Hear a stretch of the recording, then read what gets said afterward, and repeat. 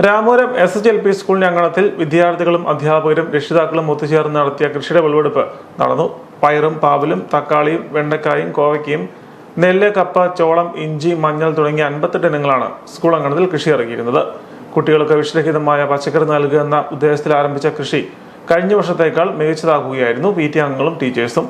മണി C Kappan MLA വിളവെടുപ്പ് ഉദ്ഘാടനം ചെയ്തു.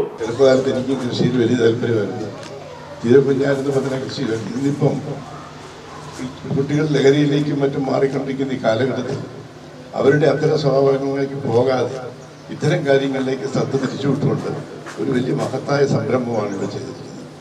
മറ്റൊരു ഒരു 10-100 സ്കൂളുകളിൽ മിനിമം പോയിട്ടുണ്ട്. ഒരു സ്കൂളിലും ചിലർക്കൊക്കെ ചെറിയ തോതിൽ എന്തെങ്കിലും കൃഷി ചെയ്തിട്ടുണ്ടോ? ഇത് തീർച്ചയായും അഭിനന്ദനം അറിയിക്കുന്നു. ഒരു MLA എക്സലൻസ് അവാർഡ് ഞാൻ പ്രഖ്യാപിക്കുകയാണ്. അടുത്ത രാമപുരം പഞ്ചായത്ത് കൊടുക്കും.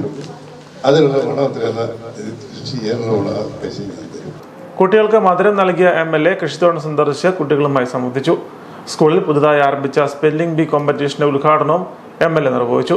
Ramapuram panchayat president Lisam Mathachan, AEO Jollymol Isaac, school assistant manager father Juvani Kurvanchira, headmistress sister Lisa Mathew, PTA president Deepu Surendran, അംഗങ്ങളായ ഡെൻസിൽ അമ്പാട്ട്, ബിനീഷ് ചാലിൽ, ഹരീഷ് ആർകൃഷ്ണ, ജിൻസ് ഗോപിനാഥ്, ബെറ്റ്സി, ജോബി, ജിബിൻ ജിജി, ജോയൽ, സാനിയ തുടങ്ങിയവർ പരിപാടികളിൽ പങ്കെടുത്തു.